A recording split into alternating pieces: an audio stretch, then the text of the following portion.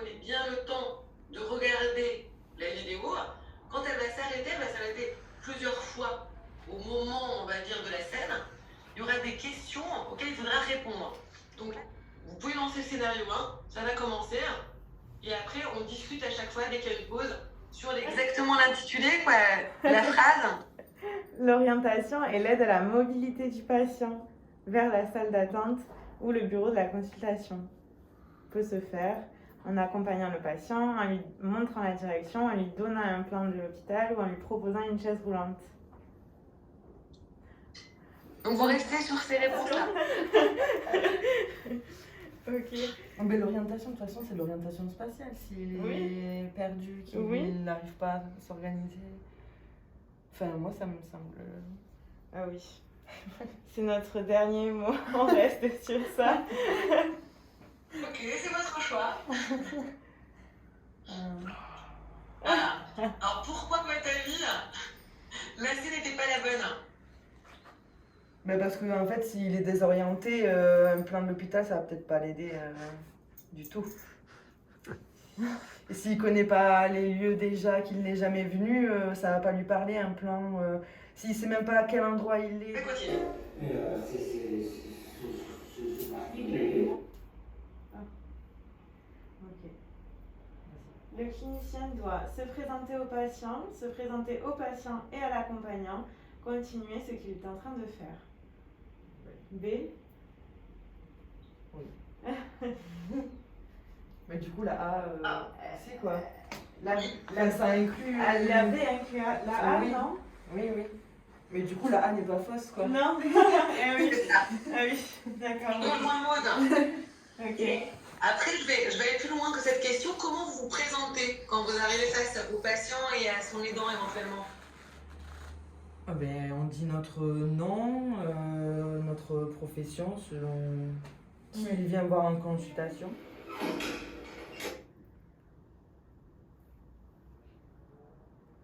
Messieurs, dames, bon, cette chaleur. Oh, Comment vous vous sentez? c'est terrible. Moi, Oh oui. Lors d'une consultation, est-il possible de commencer l'entretien par des banalités? Oui ou non? Et donc, moi j'aime dire oui. Hein. Oui. Ça permet de... Et pourquoi? Ben, vas-y. Je pense que ça permet quand même de faire un premier contact et d'aborder une personne, non pas pour sa plainte en premier lieu et sa pathologie, mais en tant que personne, juste en fait. Et au niveau émotionnel, en quoi c'est important aussi? Parce que ça permet un peu de détendre les échanges, de ne pas tout de suite rentrer dans le vif du sujet. Voilà, c'est peut-être la première fois qu'ils viennent, de les laisser un peu souffler, de détendre. Oui. Et voilà. Oui. Et on parlait du positionnement, ça donne aussi une position beaucoup plus égalitaire et pas un côté, on va dire, d'inquisition. Et pourquoi cet aspect de banalité, il est important aussi même pendant l'anamnèse?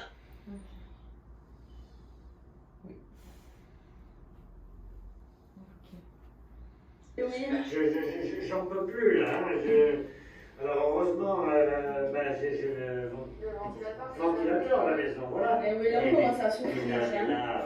C'est ça. Hein. C'est parce que... Alors monsieur Durand, on s'est vu le mois dernier. Ouais. Comment ça va depuis le mois dernier? Comment le dire? L'évaluation du langage comporte l'écoute de l'expression spontanée du patient, la recherche systématique de la connaissance des mots désignant un objet de la vie quotidienne ou la demande de réaliser un dessin. Alors la A. Ouais. La A, oui, l'écoute de l'expression spontanée du patient. Et la B. Donc aujourd'hui c'était l'entretien. Ouais. Donc la prochaine fois, je vous propose la semaine prochaine, vous reviendrez pour qu'on fasse un bilan de langage et des fonctions cognitives. On avait un cognitif, oui, c'est quoi déjà? Donc c'est ce qui touche au fonctionnement de votre cerveau. Donc Ouais. on va essayer de voir comment vous fonctionnez à l'heure actuelle. Donc il faudra revenir. La semaine prochaine, ça vous convient? Oui, Oui, mais pas le jeudi, parce que jeudi, j'ai le tournoi de boules. D'accord. Bon, bah, écoutez, on va fixer un rendez-vous en fonction de vos disponibilités. On va le fixer Voilà. parce que le tournoi de boules, c'est tous les jeudis. Là, aujourd'hui, c'est Oui. vraiment exceptionnel que j'ai pu venir. Parce que, Bon, mais écoutez, on va organiser ça très simplement. on fait le festin, après, c'est bien. Ah, d'accord. Mais vous habitez pas dans ce quartier, vous, là? On se voit la semaine prochaine. Faut-il faire attention aux questions de dernière minute? Mais ça dépend quelles sont les questions. Mais si c'est des questions d'ordre pratique qui concernent le rendez-vous, l'organisation du rendez-vous, il faut y répondre. Mais après, si c'est là des questions plus personnelles ou tout ça, et que l'entretien doit se finir, en fait, on abrège. Il doit se finir. Faire attention aux questions de dernière minute. Il faut faire attention. Oui, du coup. Parce que ça renseigne sur comment il termine une discussion, comment... Enfin, je sais pas. Est-ce que là, ça peut renseigner sur une confusion, justement? Oui. Oui. Jusqu'au bout, en fait, jusqu'au bout de l'entretien, je pense qu'on peut avoir des informations sur le patient. Donc oui, du début à la fin, il faut être attentif à ces questions. Quand ça peut renseigner effectivement sur le fonctionnement, sur les possibles difficultés. D'ailleurs, c'est bien, hein, comme l'a décrit la Marie-Lou, vous avez entendu, elle a dit le fonctionnement cognitif. Ouais. Elle n'a pas parlé de troubles. Et ça, c'est bien quand on explique aux patients aussi que c'est un fonctionnement. C'est un fonctionnement qui n'est pas le même ou qui va avoir des côtés positifs, négatifs, mais pas de parler de troubles, mais de fonctionnement cognitif différent, du cerveau différent. Et qu'est-ce qui va être important aussi? Pourquoi faut, si le patient vous pose une question à la fin, pourquoi votre avis, elle arrive à la fin comme ça aussi? Quelle possibilité il peut avoir? Vous aiguillez. Parfois, votre patient, il va venir, il va absolument vous poser une question, mais il n'ose pas vous couper. Quand il va avoir à la fin de l'entretien, il va se dire, il a voulu venir en vous posant une question. Qu'est-ce qu'il va faire à la fin de l'entretien? On vous dit que c'est terminé, l'entretien. Il va essayer de placer sa question. Et qui va être la plus importante pour lui. Ah, d'accord, ok. Et ça peut être quelque chose qui l'angoisse, quelque chose dont il a besoin d'une réponse. Et si vous prêtez pas attention, vous allez en fait le laisser sans réponse, donc avec peut-être quelque chose qui est un symbole de stress pour lui, qui est un symbole de stress pour lui.